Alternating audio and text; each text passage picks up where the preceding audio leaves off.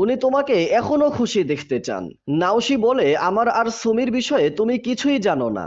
মিও বলে, আমি জানি। আমি আমার স্বপ্নে আপনাদের দুজনের অতীতের দৃশ্য দেখেছি। আমি জানি তোমার আমার মায়ের সাথে কিভাবে দেখা হয়েছিল। আমি জানি তোমার মনে আমার মাকে নিয়ে কিভাবে ভালোবাসা তৈরি হয়েছিল।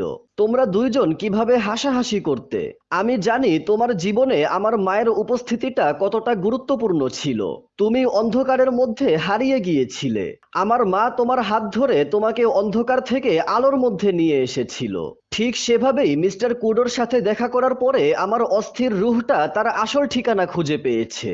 মিস্টার কুডোর সাথে দেখা না হলে আমার জীবনটা এখনো অন্ধকারের মধ্যেই থাকতো।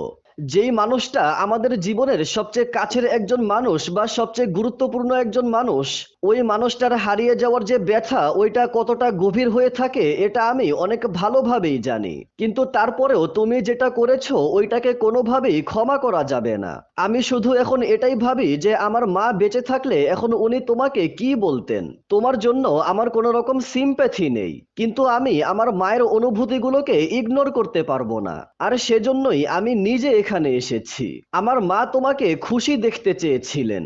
উনি চেয়েছিলেন তুমি অন্ধকারের ভিতর থেকে বের হয়ে আলোর মধ্যে ফিরে যাও। উনি যবে থেকে তোমার সাথে দেখা করেছেন তবে থেকে আজ পর্যন্ত উনি এটাই চেয়েছেন।